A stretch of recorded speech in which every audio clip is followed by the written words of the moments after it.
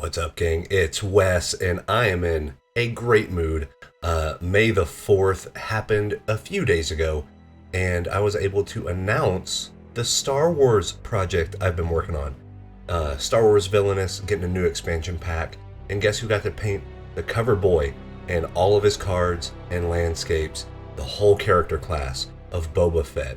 Yours truly. But that's not what brings us here today. We'll get to that. We'll get to that in August when it launches. We'll have a whole video about it. But what I'm excited about, really excited about, is I'm in a mood to push a piece of painting software to its absolute limit. And I chose Rebelle 6 Pro because, I feel like doing a master study. I feel like celebrating, really getting kind of my digital hands dirty, if you will. So we are going to push Rebelle 6 to the absolute limit as far as believability, and I'm going to show you how I do it, the techniques I'm going to use. Then we're going to do a time lapse of a master study of one of my favorite contemporary artists. So I know that's a lot to take in. So let's roll the opening and then we can get to it.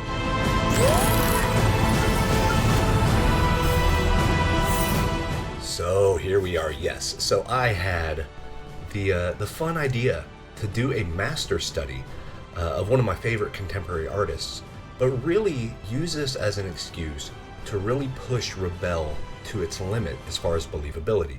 Now, Rebelle, in my opinion, I've done reviews of it. I've been thankful enough to be a beta tester on Rebelle 5 and Rebelle 6, and even a featured artist for Escape Motions, the company that makes Rebelle. So very honored to be part of that and part of the creation process as far as the software. But something I haven't done yet is really beeline and find my exact specifications for what brushes I want to use to make my oil and acrylic paintings look so real that you can't tell if it's made on a canvas, like with oils and solvents and mediums, or on digital. And that's what our goal is going to be. And I wanted to do that with a master study of one of my favorite contemporary artists named Ashley Wood. Now, he's been an artist in the industry for decades, and entertainment industry, kind of self-promotional artist, also a fine artist, has tons of gallery representation, really all across the world, I want to say. And his work is so dynamic, and I'm showing some pictures here. But what I know him from is he was the artist that helped bring the Metal Gear Solid graphic novel, which I have circa 2005 right here, helped bring that to life. I think he also did the artwork for Metal Gear Solid Peace Walker, which was a PSP video game. It got a high-def remake years and years ago, like Xbox 360 era. So yeah, many moons ago. I'm telling you guys, I'm old. You can see the gray in my beard, all that fun stuff. But that's where I first really kind of fell in love with Ashley's work. And then he went on to create his own IP called World War Robot. And I'm going to have a link to it in the description. But something that really blows me away about World War Robot. One, you can buy the digital version of this big art collection plus miniature story narrative stuff. It's a really cool idea for $9 on his website for his publishing house that he has.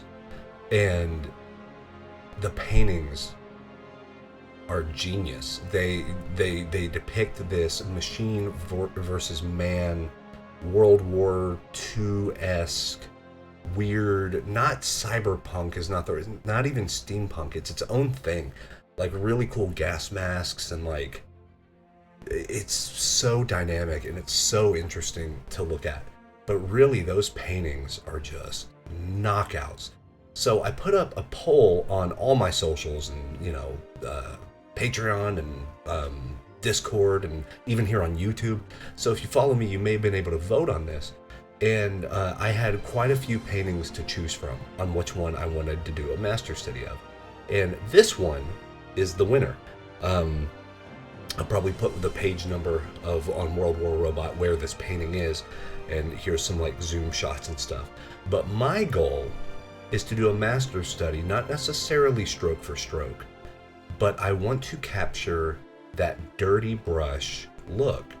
And wouldn't you know it, Rebelle has this beautiful brush mode called Dirty Brush, where it takes the colors from what you've had before and still has little remnants of it whenever you go through your future brushstrokes, even if you color pick other colors. So you get these amazing dual, triple, quadruple color brushstrokes that's going to be key to getting this feel. The other thing that we're going to use is what's called the Pigment mode. Now, Pigment mode was introduced in Rebelle 5 Pro, I want to say, so last installment, and then it's carried over into Rebelle 6 Pro. Now, I will say the Pro is required to do the pigment blending, but the dirty brush, which I actually argue is the more important part, I think it's part of every Rebelle since like Rebelle 4, maybe even Rebelle 3. Someone at Escape Motions can correct me on that. I'm an old guy. I don't even know what I had for breakfast like 2 days ago. So no way I'm going to remember what painting software features were like, 3 or 4 years ago. So I apologize. But really, I think that the combination of having the good blending modes, the pigment mode, the dirty brush mode, and using multiple layers the same way I would work if I was doing the master study with my oils and, Gamsol or Liquid or, getting my mediums in there.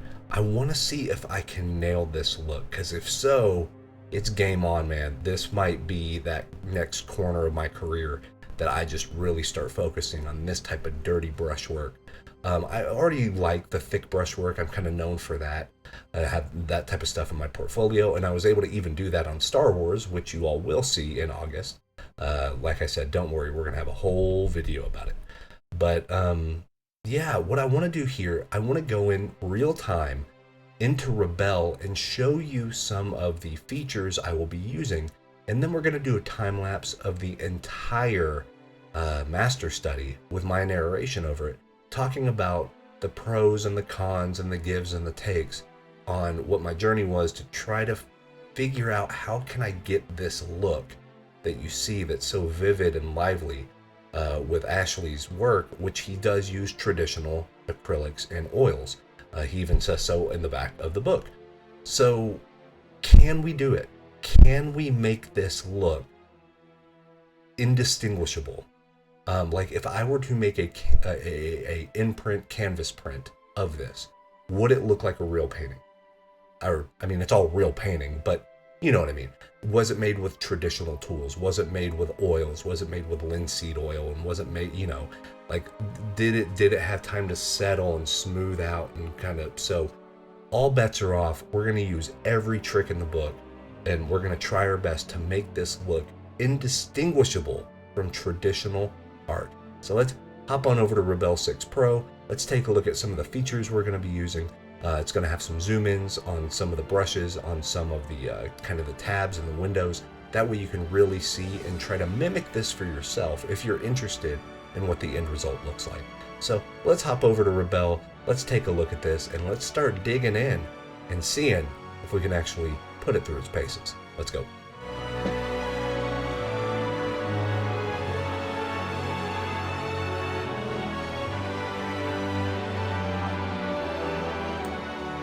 Alright, so here we are in Rebelle.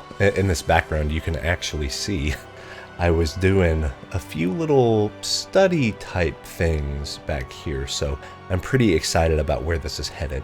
But I want to show you guys what I'm doing right here, to where, I'm making a 3000 by 4000 pixel, 200 dots per inch or pixels per inch canvas. Really, the CA01 canvas, which I believe comes standard with Rebelle. We're gonna go ahead and click on that. I kind of want to keep that. I really like, these are just basically the canvas textures that I have. I think the CA01 canvas right here, or maybe even the HP01 hot pressed would be good. I believe what Ashley has done on his work is actually on panel board. So that's one thing that we're gonna have to keep in mind. His brushstrokes will actually look smoother and maybe even thicker than what we're going to be able to get because of the type of canvas that we're using. So let's just use the CA01 canvas. I'm going to use the default color here, and then the texture scale, I keep it around 70%. We can even maybe lower it, make a little bit more fine as far as some of that canvas catching on to the brushes. And then I'm going to use deckled edges. What that does is it puts this nice little kind of border on the sides. It's transparent, so it really has a nice effect, like you've rolled out some canvas. So here we go. We're going to do that 55% texture scale. I'm going to hit OK. And I'm going to hit OK. Finalize that stuff. So here we go. You can't really see anything because there's no brush strokes on here. But if you look at the edges right here, you see how it has that nice canvasy look. I also have my visual settings up here. So let me close that and show you where you can get to that window from where you're at in the program, because it's going to be pretty important. Okay, so let me just get that right here. So if you want to get my favorite way to get to visual settings is down here in the lower right hand corner. You can also hit the F12 hotkey. That's the default hotkey to bring this up. But the reason why this is important is because it shows you the visual settings for how the paint is going to interact. So you get the watercolor behavior, which we're actually going to look at, because we will be using kind of a nice cheat to get some wet oil looks using watercolor on top on its own separate layer. So you'll see what I mean whenever we get there. So the presets, I usually set it just as default. So it has some really cool like hot, cold pressed, or rough in Japanese. I keep it at default, and I like to just come in and edit it the same way. Re-wet, I like to bring up a little bit texture influence. Yes, because I want any impasto to be able to catch the water, if that makes sense. Edge darkening, no, not as much on that, but I'll just keep it at default. And then diffusion speed, I'm going to keep it as default as well. So create drips, yes, absolutely. As you guys saw on the piece that we're going to be doing, there are tons of drips everywhere. So we are going to keep that activated. The drip size and the drip length, I'm actually going to put the length as longer than I did 1 up on the drip size and then 2 up on the drip length from default. Granulation, nah, not worried about it. I think that's really what that is whenever you use salt with watercolors, it does this great effect because salt water acts way different with watercolors. It has this nice, well, granulation effect, but it's almost like a tie-dye, like it kind of spreads out away from the salt, and some really interesting things start to happen. We're not going to use that this time, but so that brings it into the watercolor stuff. But oil and acrylics, the impasto depth, you would think if I want this to be really realistic, I'm going to put this all the way up. That's actually not the case. I'm going to bring this to almost all the way down. And you can always come back later while you're working and adjust this, and it'll adjust it in real time, which we can look at.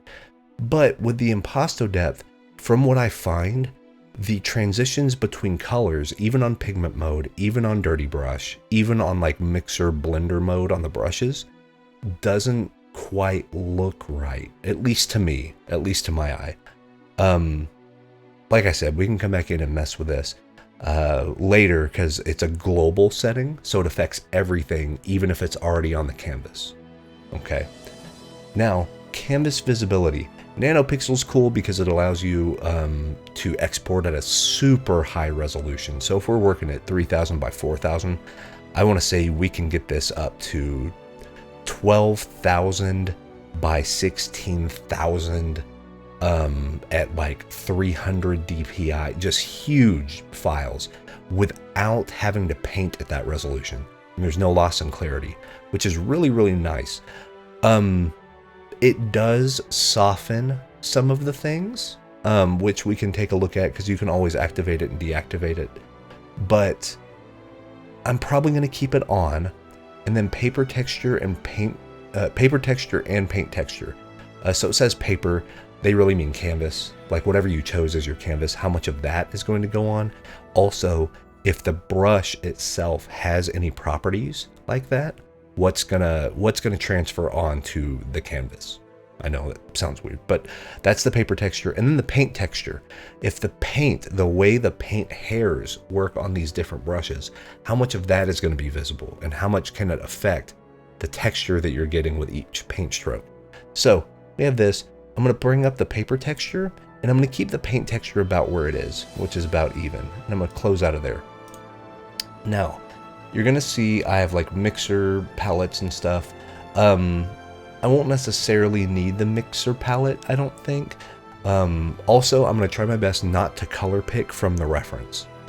That could be a way to speed this up, but as part of the master study, I really want to focus on the cools versus the warms versus the neutrals to kind of see if I can nail this down. Now, what I might do is bring it in as a reference to map out where the shapes are, not to trace it, but to map out where the shapes are. That way I don't kind of go over bounds.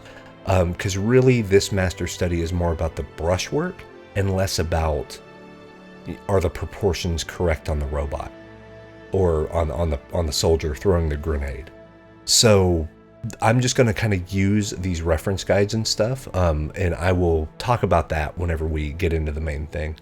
But the other main areas up here, oil and acrylics, I'm always going to be right here until near the end, which I actually come to the watercolor. Also on the watercolor, well, we'll get to that in a minute with the tilt and the drips and stuff. But let's talk about our oil and acrylics. You're going to see here, I already have this activated because I had been using it already. Your dirty brush right here is going to be able to have colors. And then let me get like,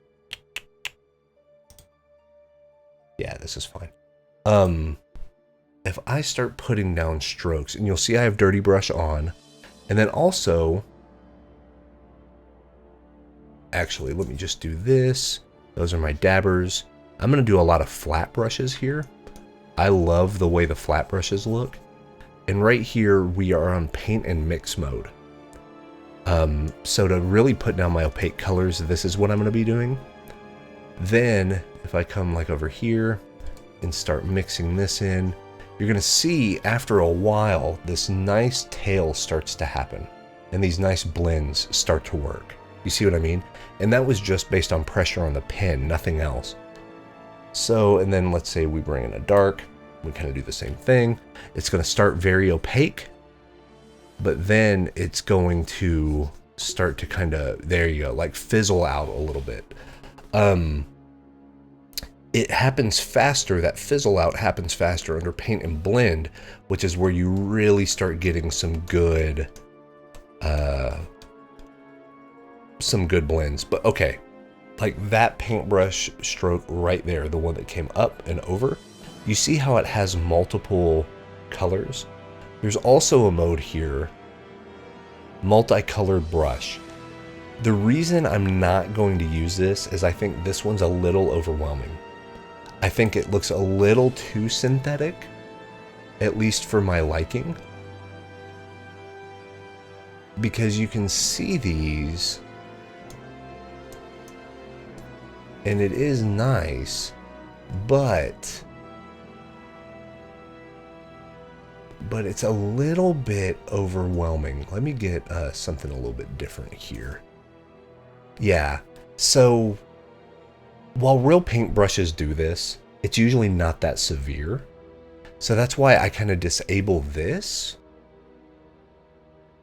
And you still get this nice hue shift, but it's not, it doesn't look like somebody warped a picture, if that makes sense. Okay, so this is the type of stuff we're going to be doing. And then if we do this, and then you can like use the Alt button to color pick, then bring this in, and bring this in here, bring this in right here, do that, get some of these nice, yeah, you see that? Some of these nice blends right here. And I think this is going to be where the money is, okay? Also, what I think is going to work really well is layering on top of each other. So if we have maybe our basic colors down and basic like block-in shapes, but then we make either a duplicate of this layer or maybe even a new layer on top of this one, and still color pick the same colors, but then maybe what I'm hoping this mimics, and it may not look like really much of a difference at all, but what I'm hoping this mimics is to where wet paint stays on wet paint. In the same way, whenever you get oil paint that's still a little wet, and then you start making a new layer on top of it, that wet into wet action is a really great way to get the look that Ashley Wood gets on his paintings. So it's like, you can still color pick, you can still do this. Then let's say we came over to a flat oily brush, did one of these, chose that, a nice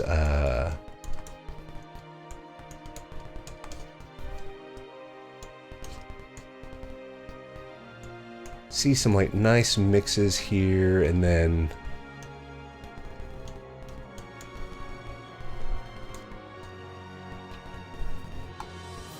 just some really cool subtle looks. Then what I think some of the secret sauce is going to be is after we get all of our paint in, if we go to like a flat dry or a flat or maybe the filbert soft, and then you pick the blend mode for your brush, click that. Then you come into some of these corners and start to overlap them a little. You see what I mean? Like you have something like this. It's really gonna start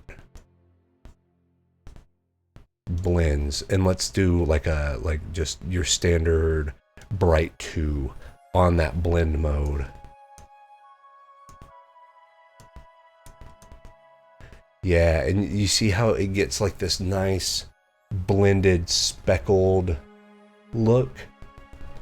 I'm hoping that's how we can start controlling some of our edges, to make some of these transitions a little smoother, give our eye a few places to rest, really kind of base that off of what Ashley's done on his stuff.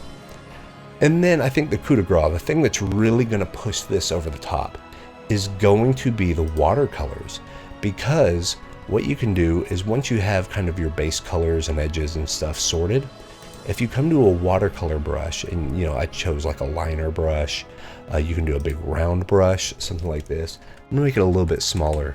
And let's say I wanted this darker color to be the thing, or let's do this one, since it's kind of a nice blend in between, like a little bit of the green, a little bit of that neutral, a little bit of the brown. You have some of this. I'm gonna choose this exact color, and in the spot where I chose it from, I'm gonna go ahead and just paint a little bit of the watercolor in.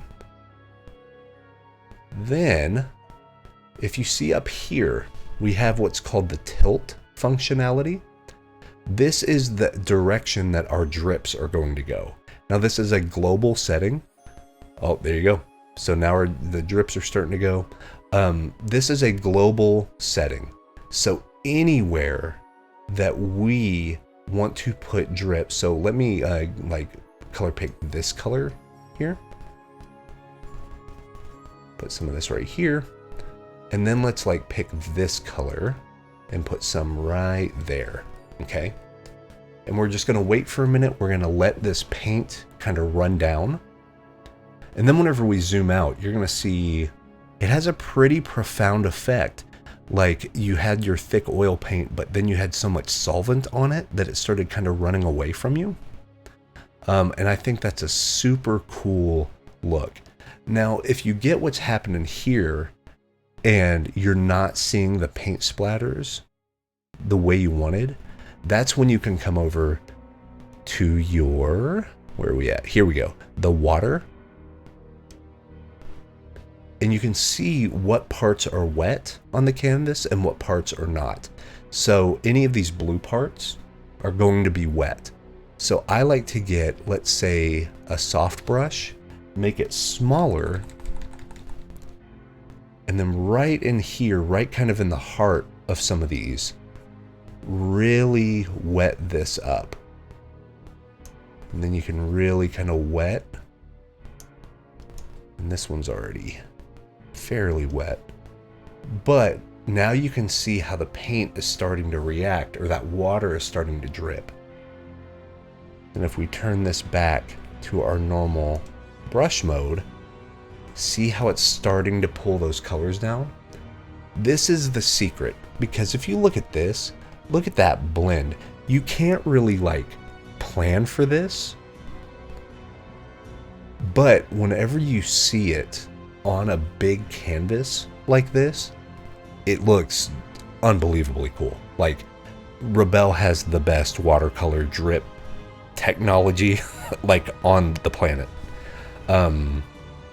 It's so freaking good. So, but you can see like some of my favorite stuff, like this type of thing, to where it kind of comes through and you can see it sort of opaquely over this. There's a little bit of transparent because it's picking up some of that color underneath. This, it's just money. Like, that is gorgeous. Gorgeous, gorgeous.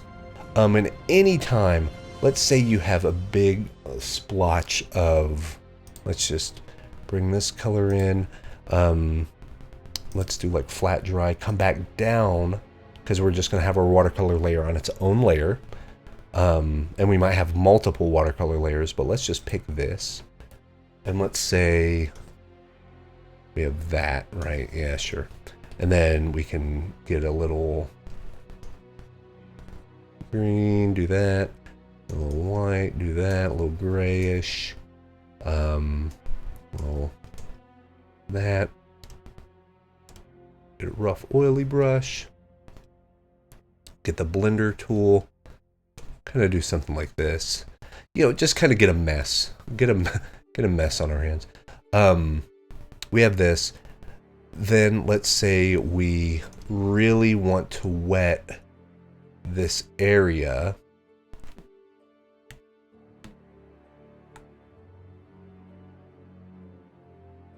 Here.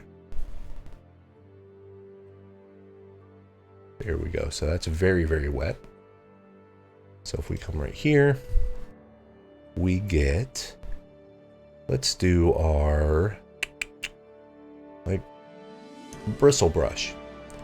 And then we're just gonna take that color, splotch it this way, take this color, splotch it that way, take this one, splotch it there. You can see that it's already starting. If you want to speed this up or change the direction, if you blow, this is like a blow dryer.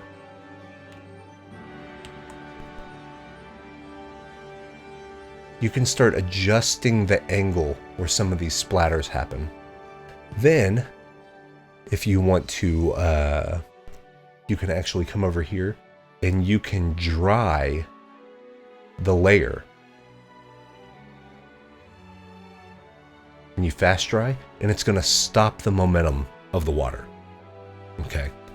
So these are the techniques I will be using in this painting. Now I'll try my best to keep these layers completely named. That way you can kind of follow along. Yeah. So yeah, I will time lapse this. I will do the narration on it after the fact.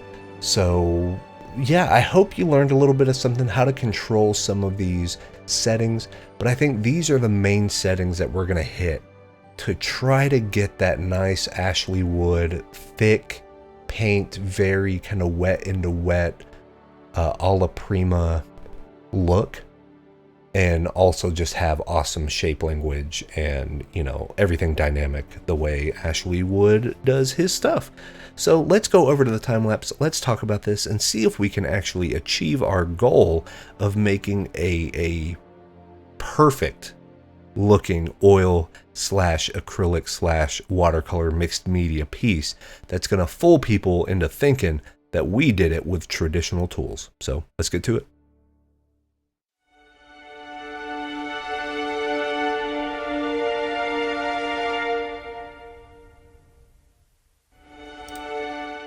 All right, so we are here, and this is the full time-lapse recording.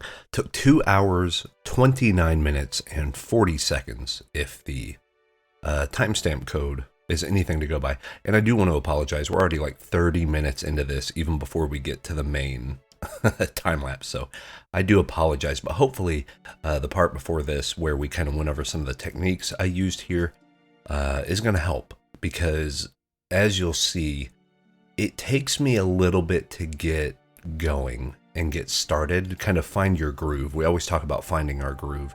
It took me about an hour into this 2.5 hour painting to really start finding what the feel was and what I wanted to do and some of the decisions I was making and things like that. And really, I think that comes from really mimicking the traditional way of working. And we said it before earlier about, whenever you're working traditional and you have oils or solvents or even acrylics dry really, really fast. But if you put some sort of, slow dry medium in there, any sort of like fluid medium, it's going to make those acrylics extend for a little bit. And what you're going to get is you're going to get the paint sort of settles. Oils, I mean, that's the feature of oils. Oils take forever to oxidize. We're talking like months and months. So you can work on it, unless you put liquid or something like that in it. You can work on it for weeks and it stays wet, and it's pretty amazing. But during that time, you get these beautiful blends, even if you're working on different layers, or if you choose to work on a kind of a wet on wet a la prima style, 1 or 2 main layers, you still get some really cool interactions because those oils start to mingle. And, doing digital, there's no real way to get that exact kind of natural order of things. But we did our best here. So I started with a basic block out. I just eyeballed some of the colors, made a little color set that you can see on the right hand side, and I picked from that. And the values aren't right, even the hues aren't necessarily correct, but I just needed to get rid of the blank canvas. And then what I did is I used the reference panel. I said I'm not going to color pick, and I didn't. I'm actually pretty proud of myself. I did not color pick. But what I did do is create some guidelines. Now I'm going to make a separate video about this feature in Rebelle. I really enjoy it, where it's almost like having a proportional scaler or proportional divider as far as, making the guidelines show up on your canvas relative to the size of your canvas. So it's basically a way to transfer what you have on your reference panel over to your canvas without necessarily tracing. This way you can just block out big shapes, and you can do, get your proportions right without completely feeling like you're using the crutch of, quote unquote, like cheating by tracing, which we have a video about that too. I don't care one way or another. If you're going to save time and the client's cool with it, and you're doing a portrait for a person, go ahead and trace it. Who cares? But for this, I wanted to I'm more interested in Ashley's angles, more so than the exact form and function of what he's creating.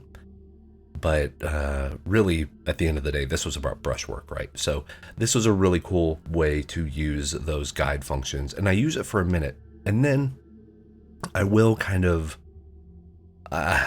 hate to nitpick on things, especially on software that I love. But every once in a while, something happens in Rebelle. And whatever happens, I don't know what it is. It's almost like, whenever you have an ink pen and it has a lot of ink and you're doing great, and then you just start, writing or drawing, and you have been for a little bit, but then no ink comes out, no matter what you do. You're like, all right, no, I know there's ink in this. Like, we didn't run out of ink, but you keep doing the move and nothing comes out. That happens with Rebelle a lot, especially with the pencils. I actually had a comment back on one of my older Rebelle videos on why do I not use the charcoals and the pencils in Rebelle more often. It's because of this. I don't know if it's my setup, just the way the because everything else works fine. But what ends up happening is, because of the way the pins or the, the graphite and the charcoal and the pencils work, then that little flaw, and you'll literally see, it may look like the video's chopping up or something, but it's not. I wish I had a webcam pointed at me. I'm doing the move over and over and over and over, and nothing is hitting on and it's not my battery on the, trust me, like I said, I'm a beta tester on this thing, and like, this was a thing that came up before and I brought it up, but I just don't know if it's my setup individually or what's up with it. But then after that starts happening, it also starts affecting other things like the acrylics and the oils, to where I can like do full pressure down and then nothing comes out. And I'm like, okay, so it may have already happened, but you'll see me close Rebelle and reopen it. And that usually fixes the problem. I don't know if it's a memory leak. I don't know what's going on with it. But that might have also been one of the reasons why it took me so long to start finding my groove, is because, you know me, I don't like fighting against the technology. I don't want to worry about that stuff whenever I'm trying to be in this creative problem-solving mode. I don't want to solve the problem of the program not working. And this is very few and far between. As far as everything else, like the watercolors always work, oils always work, until I go to the pencils. Then the pencils start acting up, and then it kind of like corrupts everything else, I guess. But like I said, that could definitely be my setup, and maybe it just doesn't play nice with huing on tablets. I don't know. But the rest of the program works great. So sometimes what I'll do is I will do my pencil work, if I even do pencil work, in another program, import it into my canvas, and then work from there. Because all the paint stuff, watercolor and, expressive oils and acrylics and stuff, those work great. I never have issues with those until I do the pencil stuff. So I wanted to try the pencil sketch and stuff, but then I was like, forget it. Like, let's just go ahead and start painting. So we get in the paint, and whenever I started getting the values locked in is when this really started taking off for me, I think.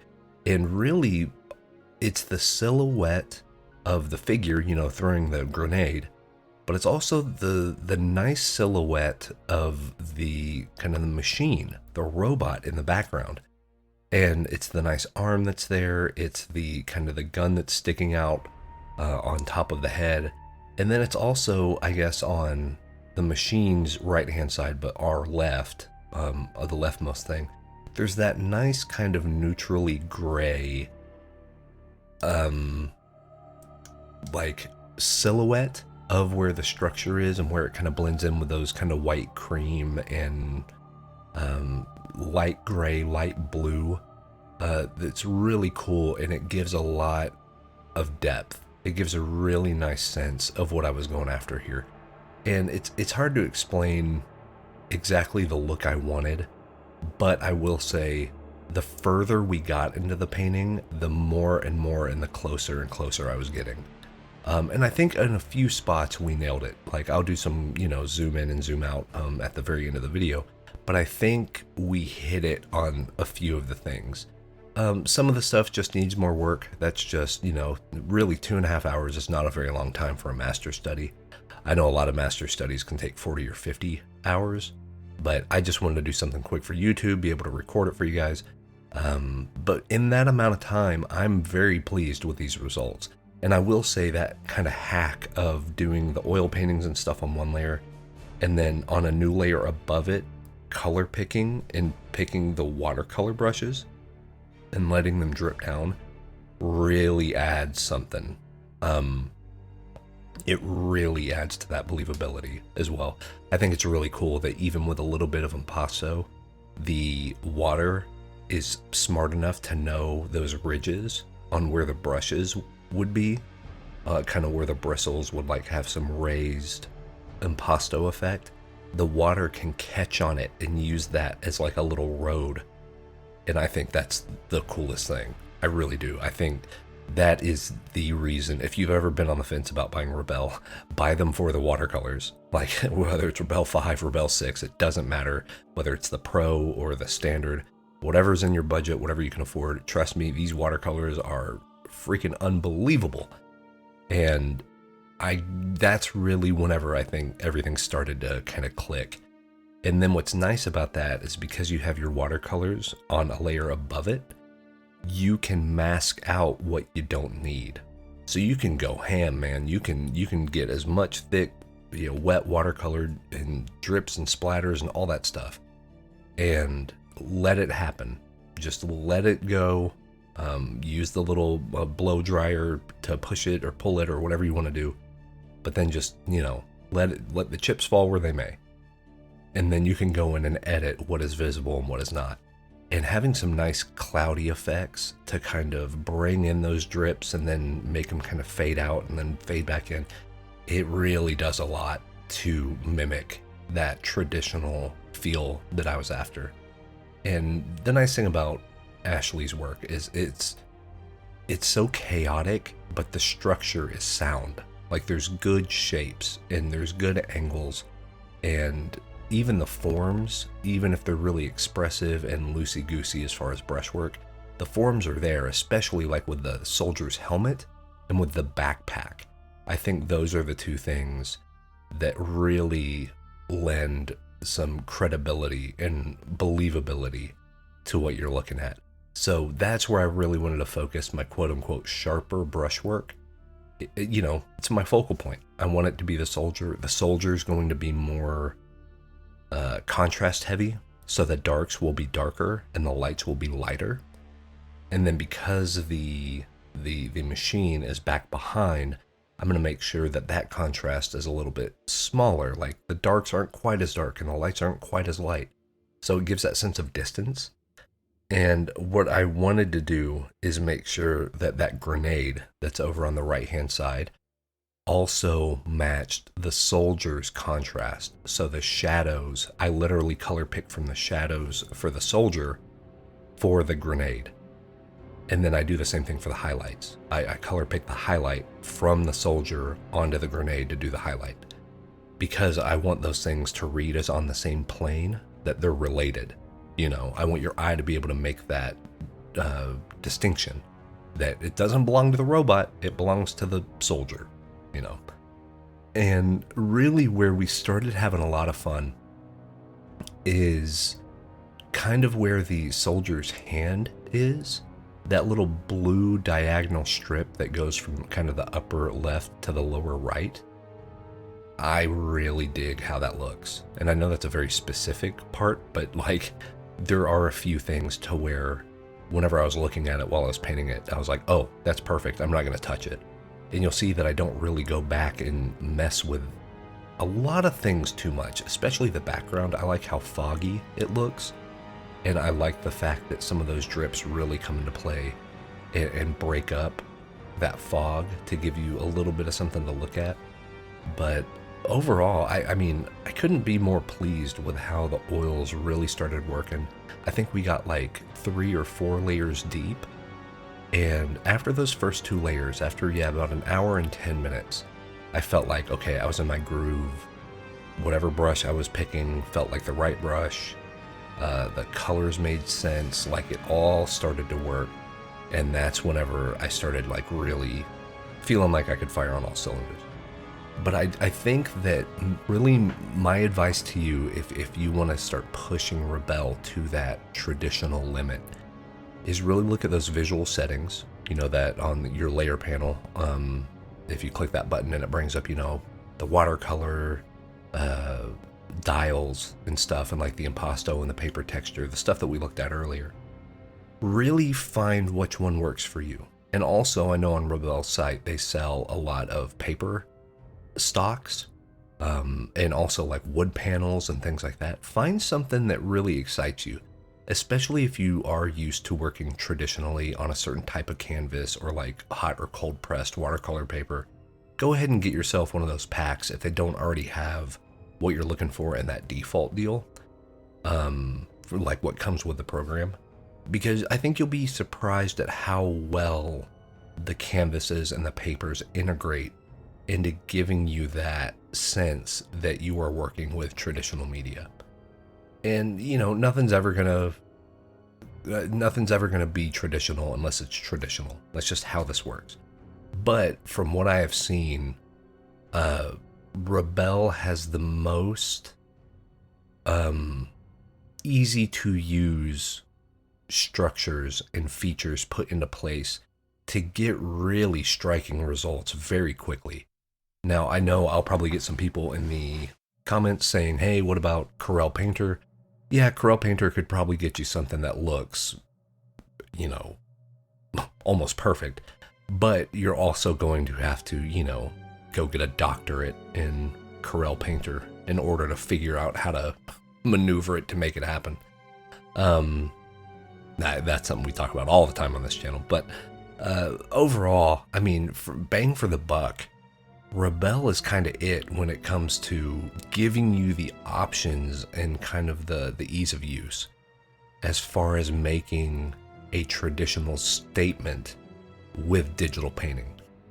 And really where this is going to come into play is like, if I were to get something, you know, let's say we were going to, for whatever reason, do a master study book of like Ashley Wood art, and they asked other artists to do remakes of, or, you know, it's not a thing, but to say that was the case, what I would probably do is I would do a vast majority of the painting in Rebelle, and then I would export it out to either something like Photoshop or Clip Studio Paint, where I can really get my exact brushes that I know exactly what they do and go and refine it and try to make it look as pinpoint brush stroke accurate as possible.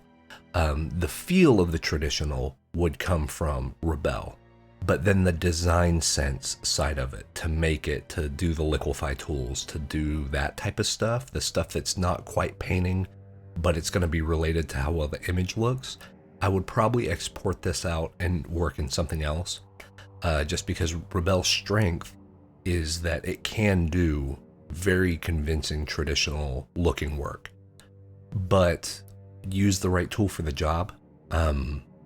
Now, if Rebelle's your only painting program, you don't have Krita, you don't have Clip Studio, you don't have anything else, you can use Krita or you can use Rebelle for anything, you know what I mean? And go for it. Yeah, it has those tools. It's just I'm so used to my workflow with those other programs for tools like that's probably where I would jump. So I think there's a very nice, I think there's a great balance here between using Rebelle as your setup and then maybe doing your fine-tooth comb stuff in another, a little bit more pixel exact program. And I think you're going to be really happy with the results. So that's my recommendation, is go ahead and if you're in the mood to do a master study, go find one of your favorite paintings. It could be like a Creative Commons painting. It could be, you know, Mona Lisa. It could be anything. Or it could be someone contemporary. One of your favorite like magic artists or whatever. And try a master study, especially if they have those dynamic brush strokes and it's very traditional. Maybe they did make it traditional. Maybe it's with acrylic or oil or watercolor. And see how well you can mimic what they did. Because not only are you going to learn to solve problems from the mind of the artist, like you're going to see why they chose certain colors or did certain, you know, shapes here or values there, but you're also going to really start understanding your tools as far as your programs and stuff. And I think that's going to help you no matter what you make. That's always going to be a benefit, is really buckling down, going through the nitty gritty, going through the menus, finding out what the buttons do, what are your preferred, you know, oil brush settings with the watercolors, you know, how much drip do you want, how much of the wet sponge do you, I mean, really go in there and start going through every single setting. And I think you're going to be rewarded for it, because after a while, you won't have to dig around all those menus. You'll know exactly what tool you need for exactly what effect. And I think your art is going to be better for it. And also, I think you're going to be happier because it'll be one less step between what's in your mind and what's on the canvas. And that's always kind of the best place to be. But that's it, man. I'm really pleased with this. We will show some shots of the master study here in just a second, and I will also put up the Ashley Wood comparison just so you can see. You can see I didn't do it quite brush for brush mimicry, but it is pretty close, especially for 2.5 hours.